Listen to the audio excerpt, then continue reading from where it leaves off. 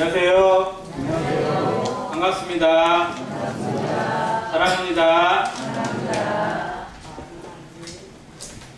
벌써 6월 첫째 주가 되었습니다.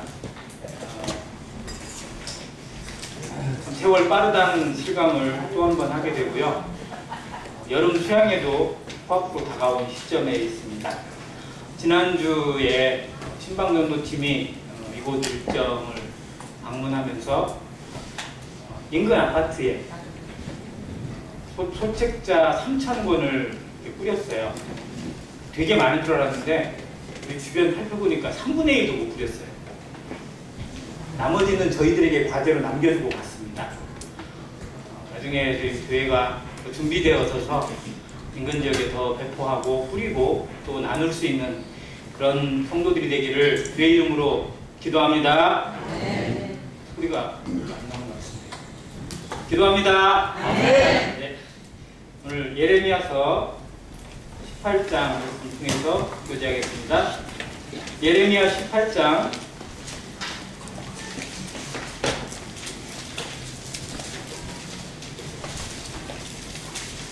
5절과 6절 같이 읽겠습니다. 한 목소리로 그리고 큰 소리로 읽도록 하겠습니다. 5절과 6절입니다. 시작. 그때 여호와의 말씀이 내게 임하니라. 이르시되 여호와의 말씀이니라. 이스라엘 족속아, 이 토기장이가 하는 것 같이 내가 능히 너희에게 행하지 못하겠느냐. 이스라엘 족속아, 진흙이 토기장이의 손에 있음같이 너희가 내 손에 있느니라. 아멘. 네. 끝에 절 같이 한번 하겠습니다. 너희가 내 손에 있느니라. 아멘. 토기장이와 질그릇이라는 제목인데요. 그 뒤에 따르는 제목은 같이 한번 따라주세요. 나는 어떤 그릇인가? 네. 하나님께서 예레미야를 예언의 말씀을 주시고 백성들을 위한 선포의 말씀을 주실 때에 경험하게 하시고 보여주고 그리고 깨닫게 하시고 또 겪어보게 하신 다음에 주시는 말씀이 많아요. 하나님의 말씀을 전하고 가르치고 또 책임을 지는 그런 그 일꾼들이나 사역자들이나 성도들은 먼저 그 말씀에 대해 경험하고 느껴보고 또 하나님의 어떤 그 두려움을 느낀 후에 더 전할 수 있는 것 같아요. 예레미야에게 그런 걸 보셨고 또 에스겔도 대부분의 말씀과 예언의 말씀이 환상 속에서 이루어지는 것을 많이 보게 됩니다. 이게 보면은 갑자기 하나님이 예레미야를 딴 곳으로 데려가시는 거예요. 그러면서 저기 토기장이의 집으로 가봐라. 구경하라는 거예요. 토기장이가 어떻게 하는지. 가만히 봤더니 토기장이가 진흙을 가지고 막 뭘 만들어요. 만들다가 갑자기 어떻게 합니까? 다 만들었는데 이렇게 팍 터뜨려버려요. 뭐예요? 마음에 안 든 거예요. 싹 터치워가지고 다시 그냥 땅바닥에 다 이겨놓고 새로 만들어요. 그걸 여러 번 반복하는 것을 봤어요. 그런 후에 하나님이 주신 말씀이 본문의 말씀입니다. 이스라엘 백성에게 이걸 얘기하라는 거예요. 이스라엘 족속아, 이 토기장이도 이렇게 하는데 하물며 내가 너희들에게 이렇게 하지 못하겠느냐. 너희가 누구의 손에 있다고요? 내 손에 있느니라. 너희는 내 손에 달려있는 진흙이다 라고 말씀해 주시는 겁니다. 하나님은 창조주이시고 심판자이시고 전능하신 분이십니다. 인생의 주인이실 뿐만 아니라 인생을 하나님의 뜻대로 다스리시고 인도하시고 이끄십니다.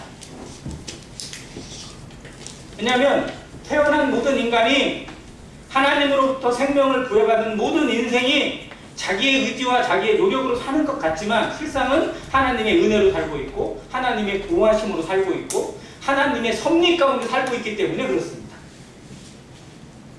하나님은 하나님을 알지도 못하고 오히려 하나님을 향해서 손가락질하면서 거역하는 자를 향해서도 그 은혜를 꺾지 않고 그들을 향해서 모든 풍부한 것들을 다 공급해 주십니다. 그래서 모든 인생이 하나님을 알고 진리를 알고 구원에 이르기를 원하시는 것입니다. 이제 구원받은 성도들은 내 인생이 내 것이 아니라 내 마음대로 할 수 있는 것이 아니라 하나님의 손에 붙들려 있는 진흙이라는 사실을 잊지 말아야 합니다. 내가 누구의 것이라고요? 하나님의 것. 지난주에도 그 말씀을 고린도전서 6절을 토습했습니다. 너희는 너희 자신의 것이 아니라 뭐예요? 값으로 샀어요. 무슨 값으로 사신 거예요? 핏값입니다. 그것도 누구의 핏값? 예수님의 핏값. 하나님의 핏값으로 샀습니다. 하나님의 생명값이 납니다. 하나님이 나를 보실 때는 그냥 단순한 인생으로 보시는 정도가 아니라 하나님의 생명값, 아들 예수 그리스도의 핏값이요 아들 그리스도의 모든 가치가 담겨있는 존재로 보시는 겁니다. 그래서 귀한 거고 그래서 존귀한 존재입니다. 땅에 있는 성도는 존귀한 존재. 나의 모든 즐거움이 저에게 있다고 시편에 그렇게 고백도 하셨어요. 하여튼 그러한 인생이 내 마음대로 살 수 있는 나의 자유가 아니라 하나님 안에서의 자유, 하나님의 진리와 말씀 안에서의 자유를 누리고 그 뜻 안에서의 진리의 풍족함을 누리는 성도 되시기를 정말 간절히 바라는 것입니다. 하나님이 그걸 누구보다도 원하세요. 아들 예수 그리스도의 형상을 담기 위하여 우리를 부르셨습니다. 우리를 통해서 많은 형제 중에 맏아들이 되게 하신 예수 그리스도, 그 맏아들을 따라서 우리의 형제들의 모든 근원이 되신 예수 그리스도를 따라서 함께 동행하고 함께 움직이고 그 뜻을 따라서 함께 일하는 자들, 그게 교회입니다. 그래서 부르셨고 그래서 의롭다 하셨고 그래서 영화롭게 하셨어요. 우리에게 기회가 주어져 있습니다. 내게 주신 모든 것이 다 실상은 기회예요. 기회. 누구를 위한 기회예요? 나를 위한 기회예요? 하나님을 위한 기회예요? 하나님을 위한 기회로 주셨어요. 우리에게 오늘 하루를 주셨습니다. 하루를 허락받지 못하는 인생도 있어요. 단 하루도 허락받지 못하는 성도도 있습니다. 우리에게 건강을 주셨어요. 움직일 수 있는 발과 말할 수 있는 입을 주셨고 보고 판단하고 할 수 있는 머리와 우리의 눈을 주셨습니다. 그걸 허락하셨어요. 그게 허락이 안 되는 성도도 있을 수 있어요.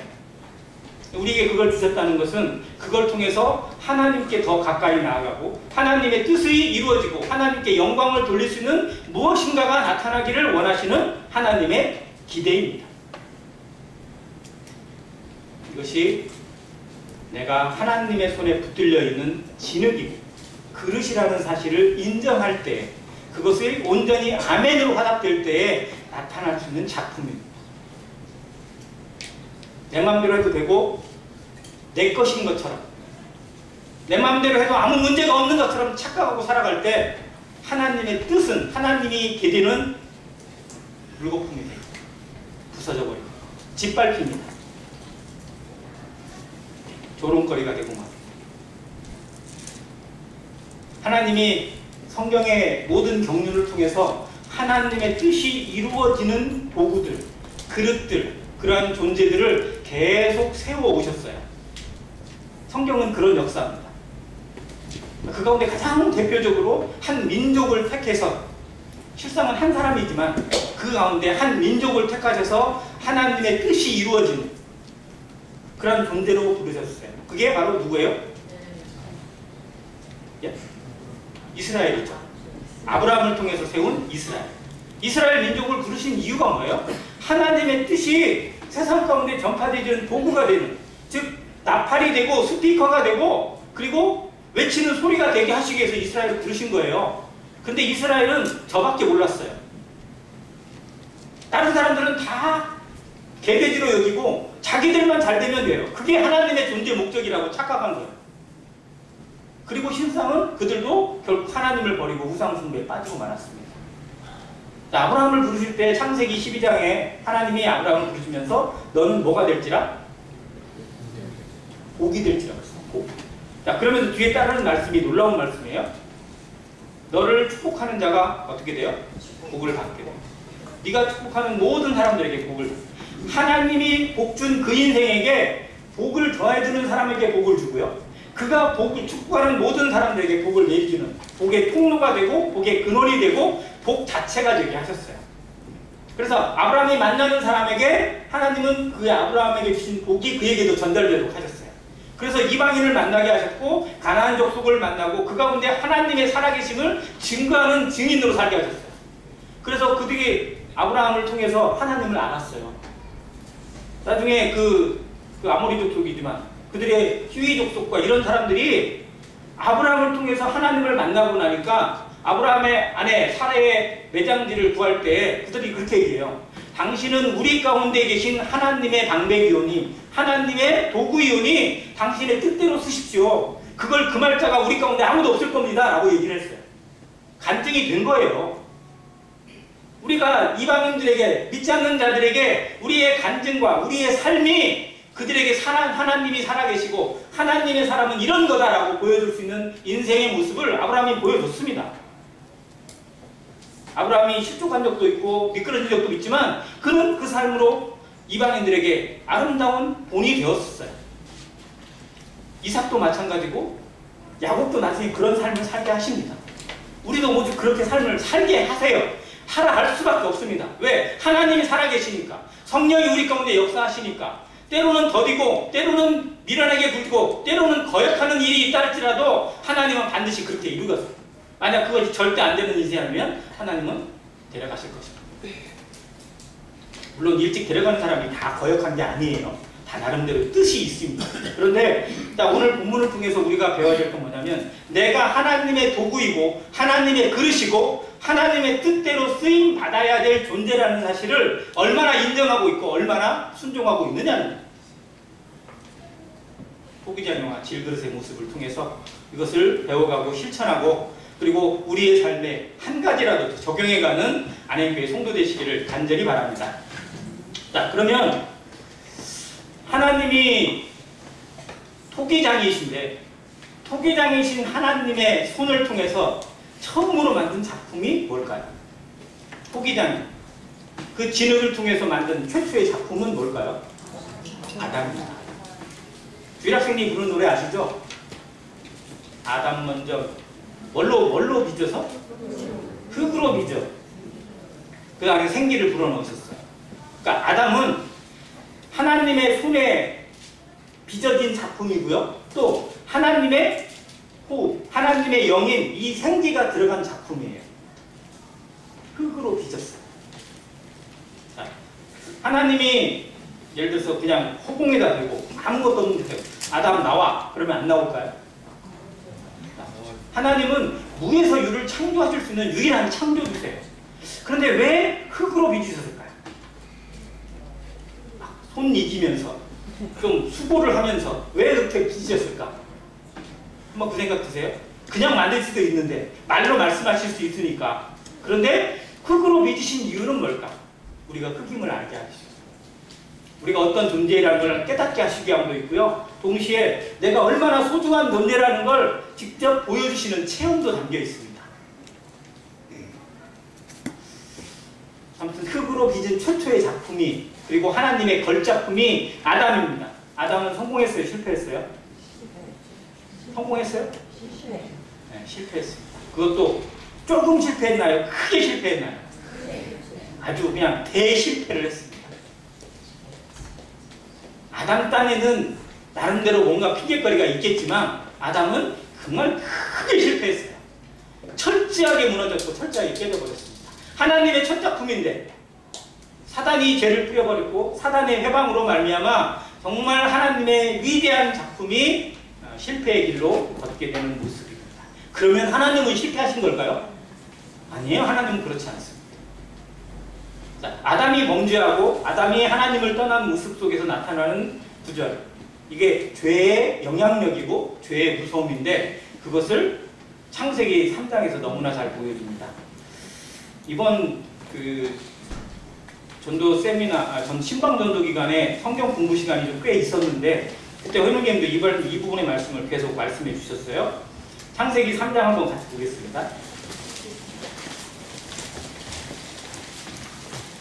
길그릇이 실패하면 이런 모습이 나옵니다.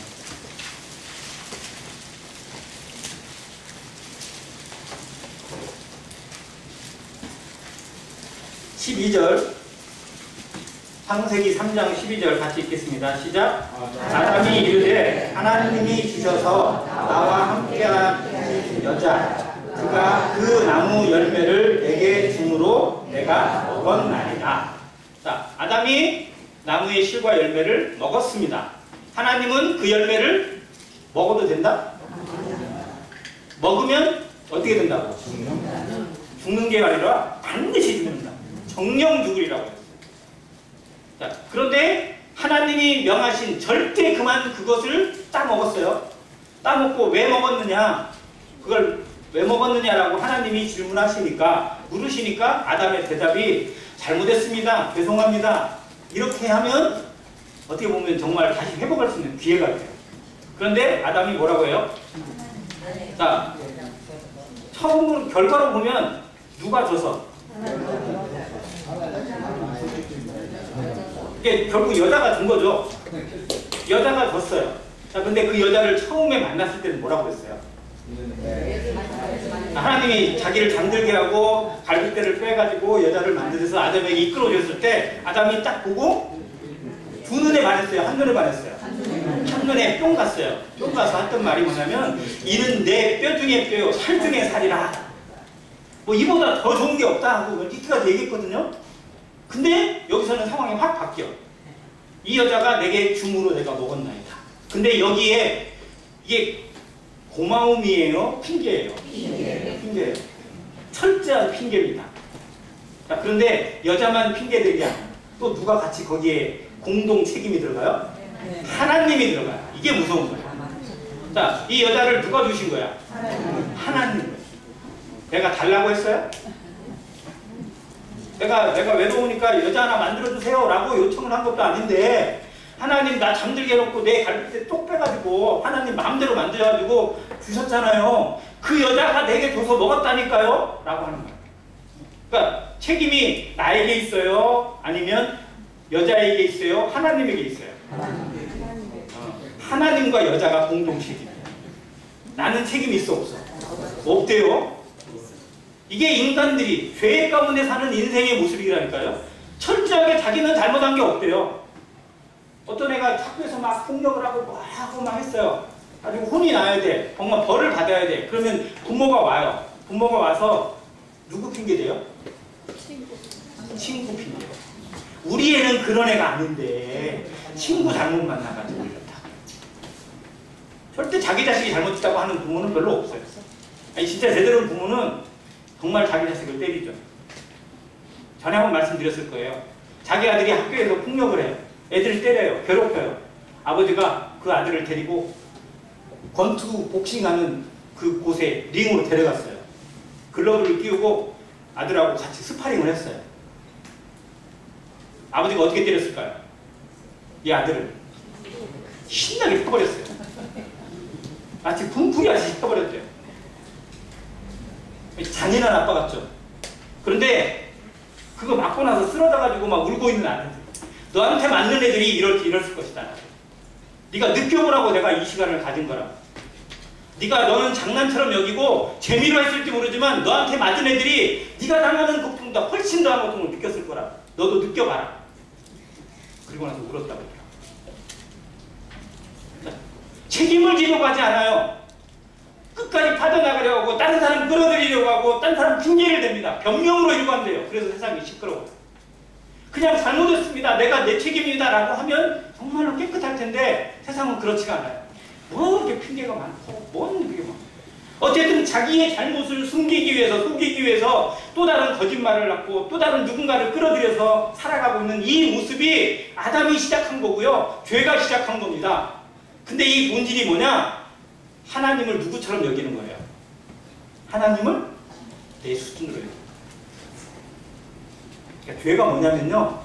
하나님을 내 수준으로 끌어내리는 거예요. 내 수준. 그리고 반대로 얘기하면 내가 누구처럼 되는 거예요?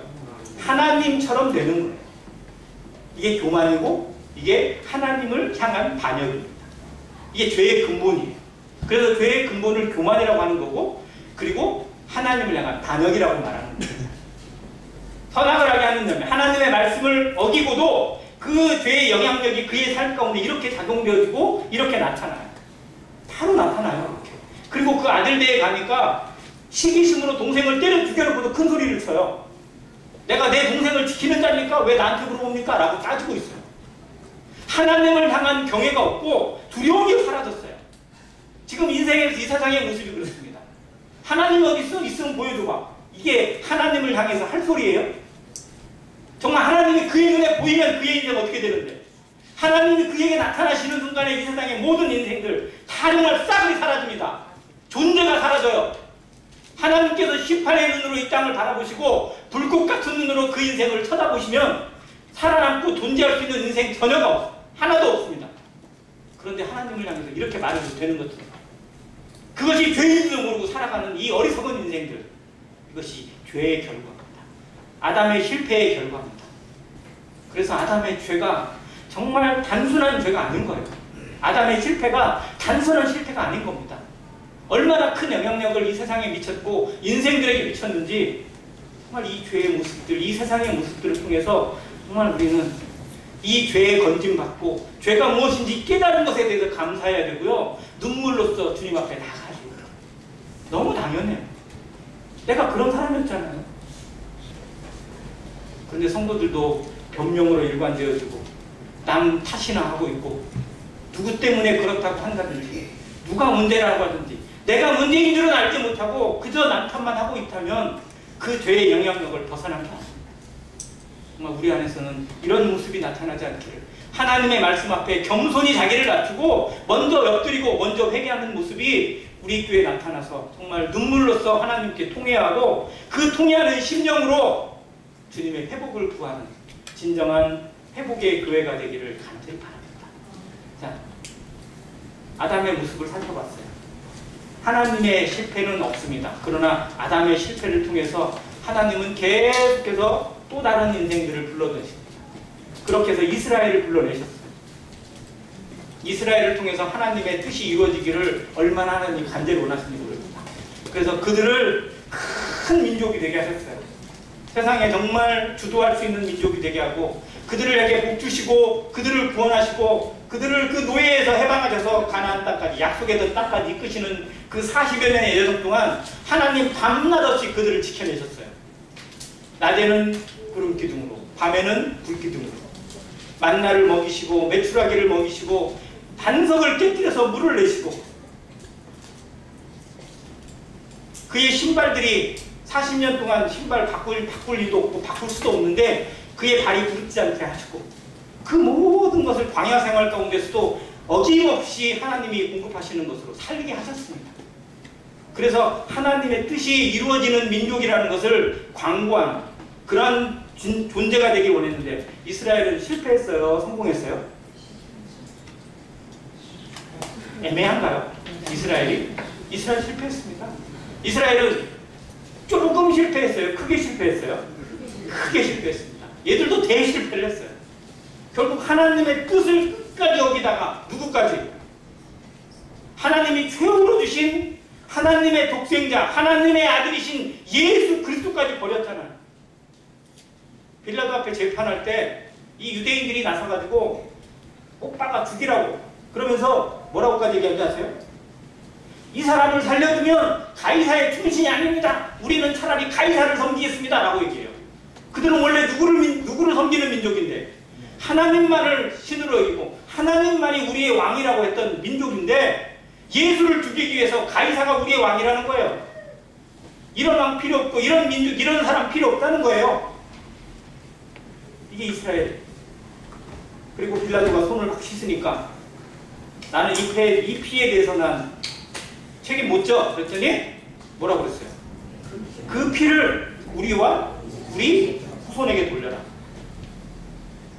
그리고 얼마 안 돼가지고 로마에 공격받아서 예루살렘 성이 처참하게 무너지고 세상 곳곳으로 흩어가는 포로가 되고 노예가 되고, 성전이 돌 위에 돌 하나 남기지 않고 무너지게 됐잖아요.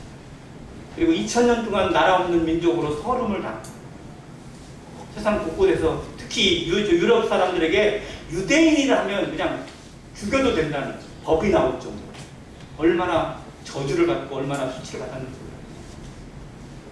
몰라요. 근데 그런 죽었던 그 사람, 그 민족을 하나님이 정말 극적으로 나라를 이루게 하셔서 이제 마지막 때가 되었음을 보여주는 그 시기가 지금 눈앞에 와 있어요.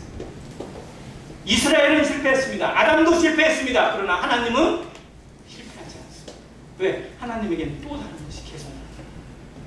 자, 이제 이스라엘의 실패로 하나님이 세우신 새로운 그릇이 누굴까요? 바로 교회입니다. 예수 그리스도를 통해서 얻게 된 새로운 그릇, 새 언약의 증표가 된 교회입니다. 이 교회를 통해서 하나님의 뜻이 이루어져 가고 하나님의 뜻이 세상 가운데 이런 것이다라고 알려주는 소리가 되고 스피커가 되고 나팔이 되기를 원하십니다. 교회는 그 일을 감당해야 돼요. 침례 요한이 예수님 앞에 6개월 먼저 태어나서 6개월 먼저 활동하면서 했던 말이 뭐예요? 나는 소리요. 나는 그 말씀이 아니다. 나는 소리다. 나는 그 말씀을 전달하는 도구일 뿐이다 라고 외쳤습니다. 이제 우리도 소리가 돼야 돼요. 우리도 스피커가 돼야 되고 하나님의 손에 붙들린 도구가 되어져서 하나님이 누구시고 예수 그리스도가 누구시고 세상의 마지막이 무엇인지를 알리는 도구가 되기를 간절히 원합니다. 우리보다 설교자보다 누가 더 원하세요? 하나님이 원하세요. 예수 그리스도께서 간절히 원하세요. 예수 그리스도께서 죽으신 이유가 죽으시고 부활하신 이유가 바로 이것을 이루어가기 위하십니다. 성령을 보내신 이유가 이것을 이루어가는 도구가 되고 그 그릇이 되기 위해서 그렇게 하셨다는 것입니다. 로마서 9장 보겠습니다.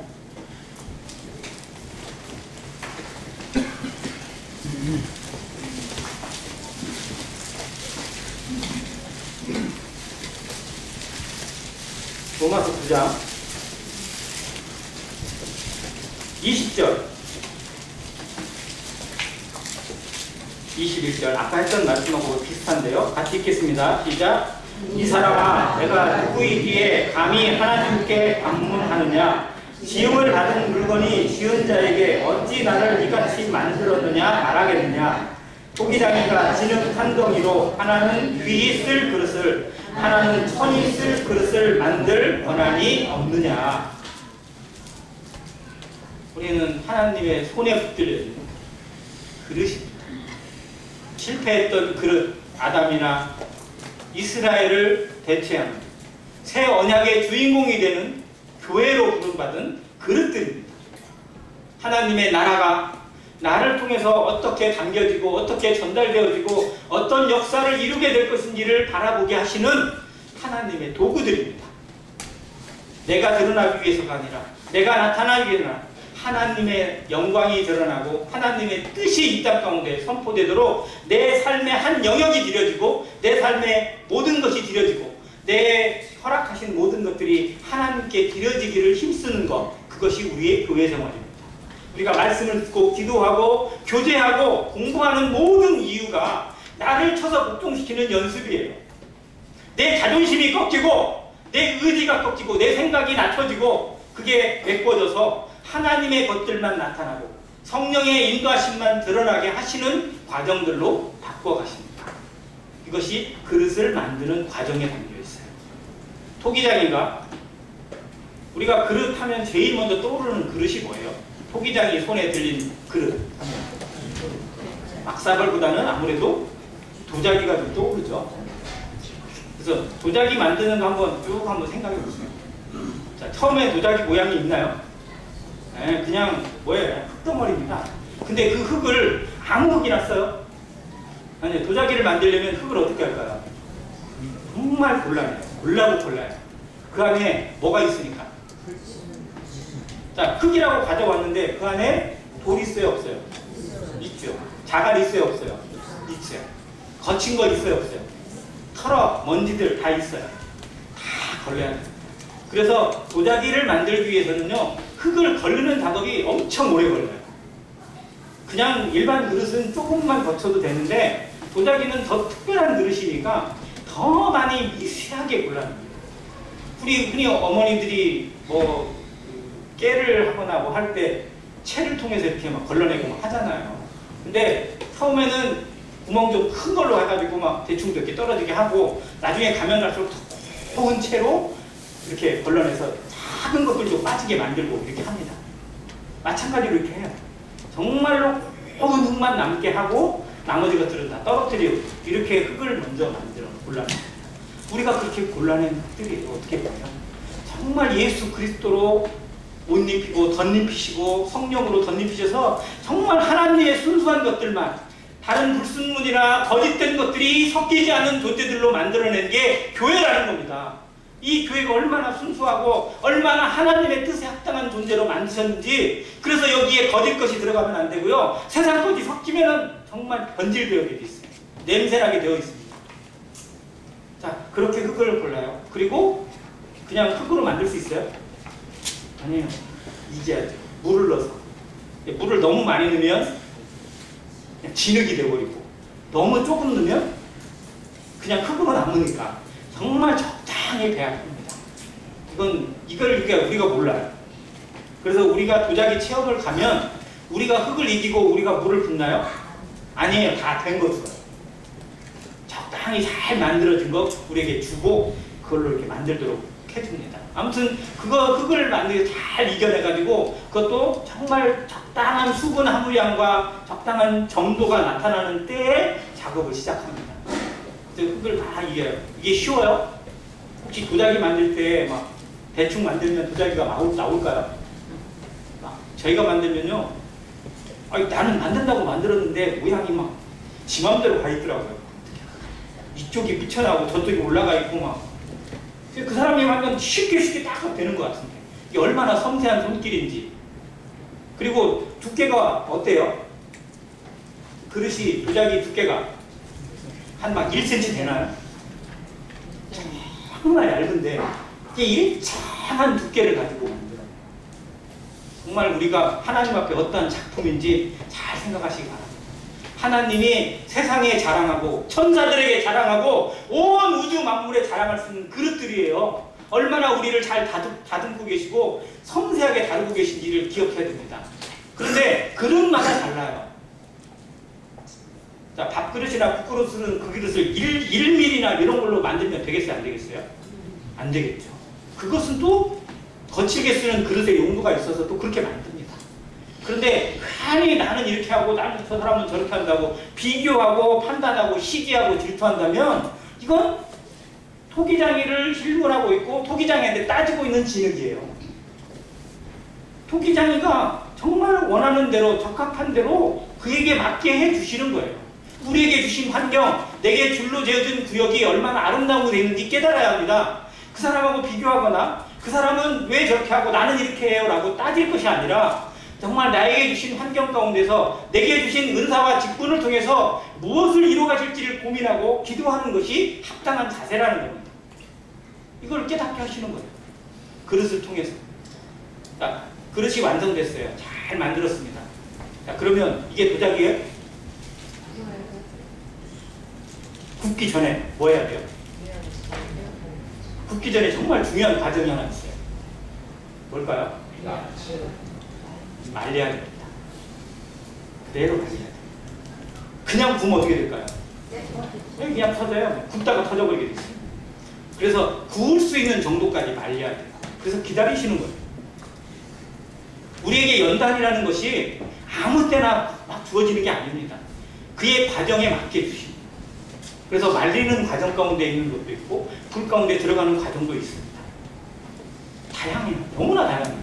그런데 이걸 우리보다 나보다 나를 다 하시는 하나님께서 정말 적합한 방법으로 이루어 가시는데도 불구하고 그것에 의지하지 못하고 믿지 못하고 내가 어떻게든 해보려고 하는 인위적인 것이 나타날 때 정말 엉뚱한 것이 나오게 되어 있습니다. 자, 말렸어요. 그런 다음에 뭐 하죠?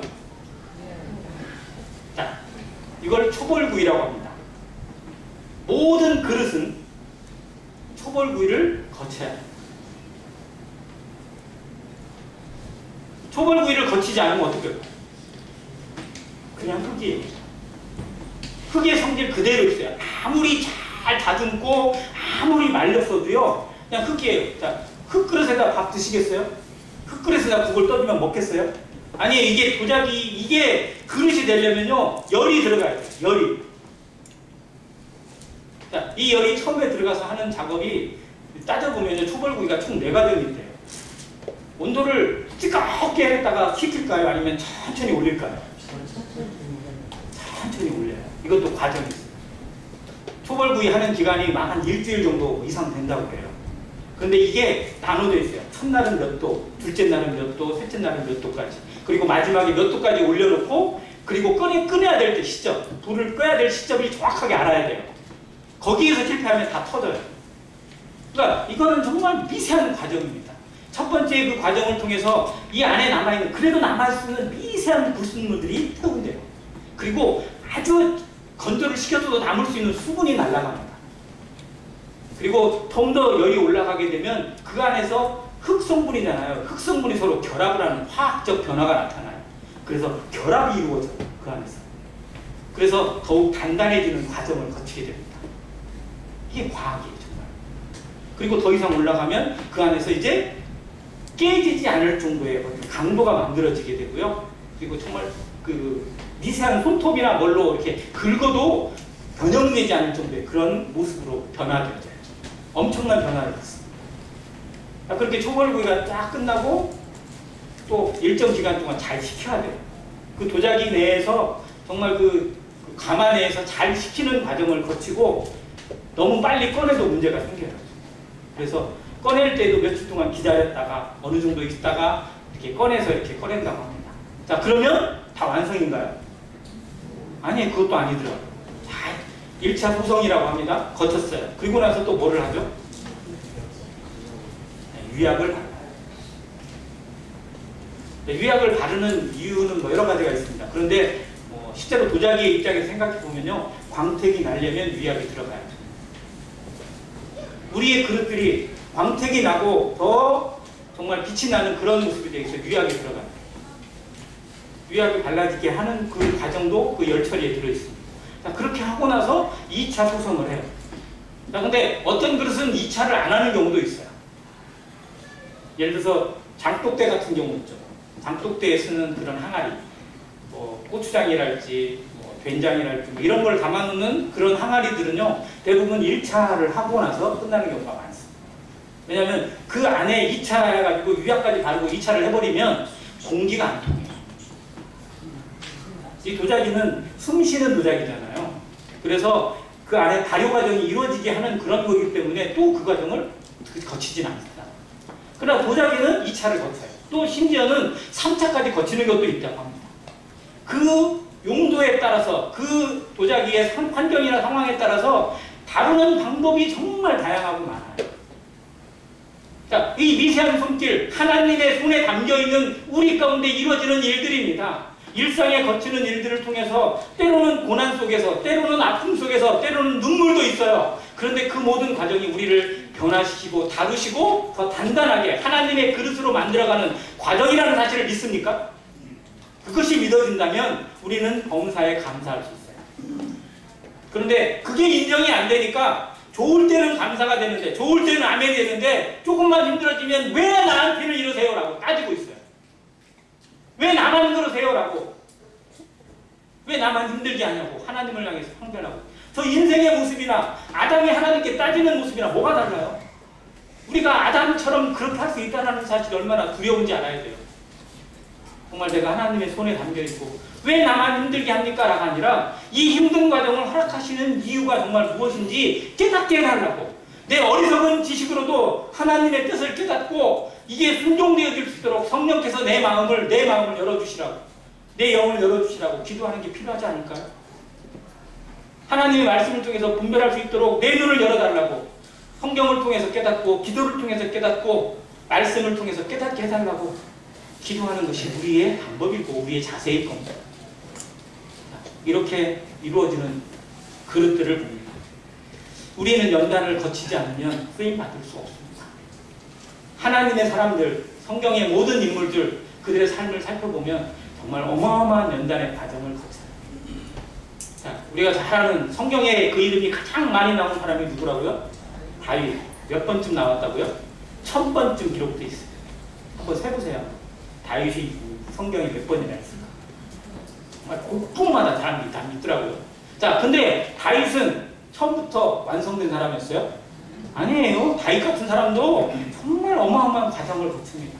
이런 시험, 저런 연단을 다 거쳐서 하나님의 그릇이 되고 하나님의 향기가 되고 하나님의 작품이 되었습니다.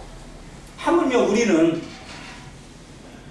그런 과정 생략하고 무시하고 그저 쓰임 받을 수 있을 거라고 착각해서는 안 돼요. 내가 정말 쓰임 받고자 한다면 내가 하나님 앞에 어떤 역할이 감당되어지고 교회 안에서든 하나님의 나라에서든 어떤 쪽으로든 사용되기를 원하고 내 인생이 하나님께 향기가 되고 빛이 되기를 원한다면 자세가 달라집니다. 태도가 바뀌어야 됩니다.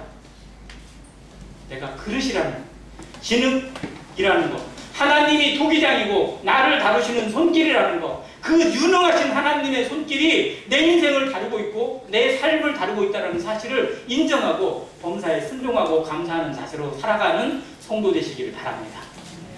디모데서 말씀 한 구절 보겠습니다. 디모데후서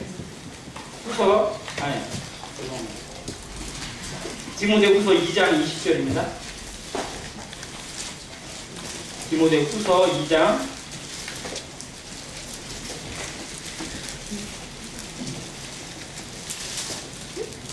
20절과 21절 같이 읽겠습니다.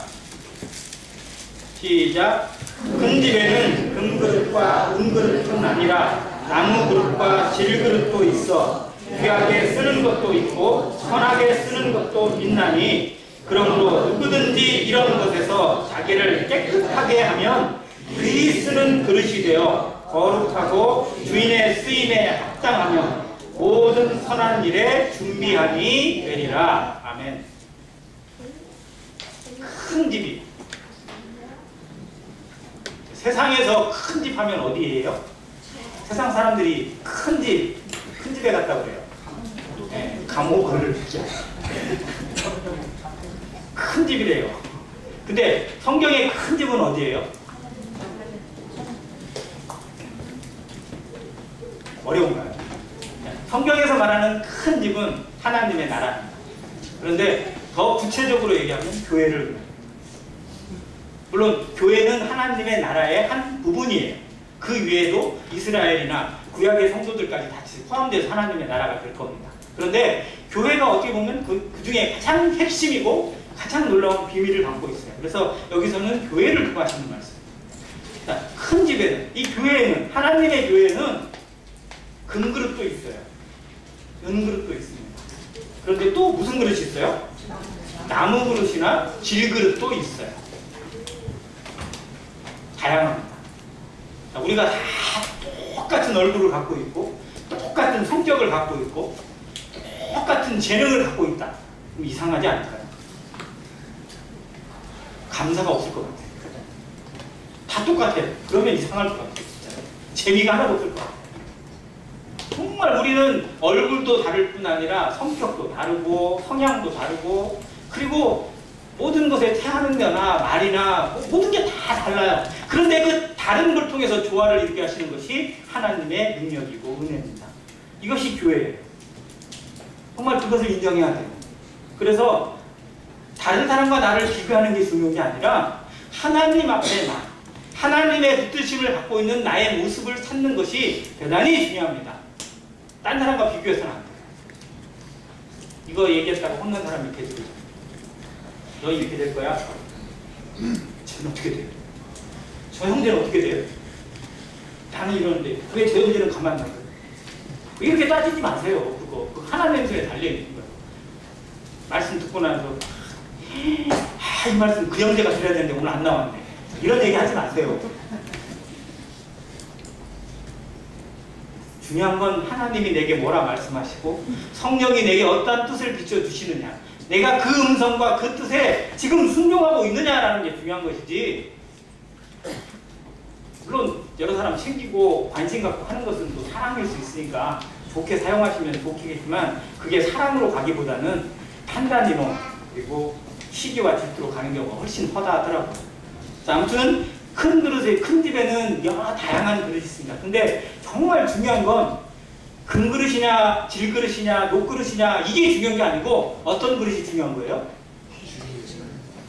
쓸 수 있는 그릇이 중요한 거예요. 쓸 수 있는 그릇. 써야 될 거 아니에요. 주방에 막 그릇이 있고 막 창고에 그릇이 쌓여있는데 쓸 그릇이 없어. 그러면 이건 어떻게 보면 의미가 없어요. 자, 쓸 수 있는 그릇이 무슨 그릇이에요? 깨끗한 그릇이에요. 그래서 밥 먹고 나면 뭐를 해요? 설거지를 합니다. 설거지를 대충 하면 되겠어요? 안 되겠어요? 안 되죠. 그래서 형제님들 정말 막 땀을 막 흘리면서 설거지를 하고요. 소독기에도 집어넣어서 소독까지 하고, 또 저 건조기에 집어넣어서 또 건조까지도 시키고 살균까지 합니다. 왜? 다음에 먹을 때 부담 없이 깨끗하게 먹기 위해서, 그렇게 사용하기 위해서 그렇게 해요. 세상에서도 그렇게 합니다. 세상 사람도 이런 지혜를 알고 있어요. 하물며 하나님 앞에 쓰임 받고자 한다면 우리 자신을 깨끗하게 하는 데서 철저하게 준비되어지고 정말 양심에 어긋나지 않도록 살아가는 자세가 필요해요. 대충대충 되어지는 모습이 아니라 신앙 양심을 따라서 성령께서 내 마음 가운데 주장하시는 것에 어그러지지 않는 모습 가운데 임하는 것이 정말 하나님과 합당합니다. 말씀을 받았는데 된 것 같기도 하고 아닌 것 같기도 하고, 이게 말씀을 받은 게 아니잖아요. 말씀이 왔다 갔다 해요. 말씀이 어제는 이랬는데 오늘은 이렇게 되고, 그게 아닙니다. 내 마음만 바뀔 뿐이죠. 이 자세가 깨끗한 이 모습을 정말 우리에게 연상합니다. 누가 깨끗한 사람이었을까? 어떤 사람이 하나님께 쓰임 받았느냐는 것을 보여줍니다. 여기서는 디모데에게 주시는 것이, 디모데 전후서에 계속 디모데에게 권면하고 있고 강조하고 있는 내용이 뭐냐면요, 청결한 양심, 깨끗한 믿음, 그리고 너는 네 외조부나 어머니로부터 이것에 대해 잘 교육받고 하는 좋은 모습 가운데 있었다라는 것을 칭찬해주고 있습니다. 그래서 부모의 영향력이 참 중요해요. 부모가 정말 그런 모습 가운데 경건한 삶을 자녀들에게 보여줬다면 그 자녀도 그러한 삶을 따라갈 수 있고, 물론 그렇지만은 못해요. 그렇지만 그럴 가능성이 훨씬 많습니다. 그래서 자녀의 잘못된 모습에 대해서 그 자식을 탓할 게 아니라 정말 내가 그에게 제대로 보여주지 못했구나라는 것으로 스스로 정말 자백하고 회개할 수 있는 부모가 되시길 바랍니다. 자, 그리고 어떻게든지 그 자녀가 하나님 앞에 더 깨끗한 그릇으로, 쓰임받는 그릇으로, 그 인생이 헛되지 않은 그릇이 되도록 정말 내 인생이 다 드려질 수 있도록, 내 삶의 모든 것이 다 투자된다 하더라도, 아니 내가 희생된다 하더라도 내 자녀가, 우리의 교회 성도들이 정말 하나님 안에서 깨끗한 그릇으로 쓰임받기를 원하는 기도가 교회를 통해서, 우리를 통해서 온전하게 들려지기를 간절히 원합니다. 자, 한 사람을 보고 마칠게요. 이 사람은 성경에 한 번밖에 안 나와요. 심지어는 이름도 안 나와요. 이름도 기록을 안 해놨어요. 근데 아마 하늘나라에 가면 그의 이름이 정말 대단한 이름으로, 어마어마한 이름으로 기록될 거라고 생각되어집니다. 예수님이 예루살렘에 입성하게 돼요. 이건 왕의 입성입니다. 그래서 이 날 예루살렘에 입성하게 될 때 사람들이 막 가지를 흔들면서 호산나 호산나 찬양하리로다 하는 것, 대단히 중요한 날이에요. 그게 다니엘의 70일에 그 처음에 7일에 아니죠? 69일에 어떤 그것이 이루어지는 그때이거든요. 대단히 중요한 날이에요. 그때 뭘 타고 가셨어요? 어린 날. 나귀도 아니라 그냥 먹기. 새끼 나귀를 타고 가셨어요. 그 나귀는 누가 냈어요? 그 나귀는 사왔어요?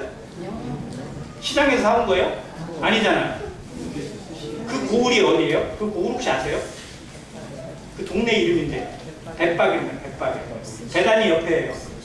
벳박이라는 뜻이 뭐냐면요, 파괴라는 게 익지 않은 무화과 나무를 파괴라고 부르거든요. 무화과 나무 동네예요. 무화과 나무가 대단히 많은 동네라고 알려져 있습니다. 벳박에 파괴의 동네라는 뜻이에요. 근데 가난한 사람들의 동네이기도 해요. 베다니도 그런 동네였는데 그 동네에 가서 제자들을 불러서 시킨 거예요. 가서 가보면 저 앞쪽에 어미가 있고 거기에 매여 있지 않은 새끼가 하나 있을 것이다. 어떻게 알아? 끌고 오라는 거예요. 그런데 주인이 분명히 있을 텐데 주인이 보면 뭐라고 하면 뭐라고 해요? 그랬더니 뭐라고 했어요? 주가 쓰시겠다. 다 채세요. 주가 쓰시겠다. 그래서 진짜 갔더니 그 나귀가 있어요. 그래서 제자들이 있네? 예수님 말씀대로 끌고 갔어요. 그냥 막 눈치를 살핀 것도 아니고 진짜 제자들 반대예요. 끌고 갔어요. 그랬더니 갑자기 주인이 나왔어. 왜 어린 나귀를 데려가냐? 어미 나귀도 아니고 왜 애기 나귀를 데려가냐? 이 나귀는 짐을 지우는 것도 아니고 뭐를 실을 것도 아닌데 왜 데려가냐 했더니 정말 그 말도 했어요. 주가 쓰시겠다. 이 말 했더니 어떻게 해요? 그대로 순종했어요. 준비됐어요? 안 됐어요? 준비됐어요. 근데 이름도 기록을 안 해주셨어요. 정말 저는 이 사람의 이름이 궁금해요. 천국 가면, 하나님 나라 가면 이분의 이름을 좀 알고 싶어요. 또 이름도 기록되지 않은 성경의 인물도 참 많아요. 정말 신비롭지만 하나님이 왜 이름을 감춰놓으실지 참 거기 가면 아마 의문이 풀릴 것 같아요. 근데 우리의 이름이 드러나지 않아도 좋아요.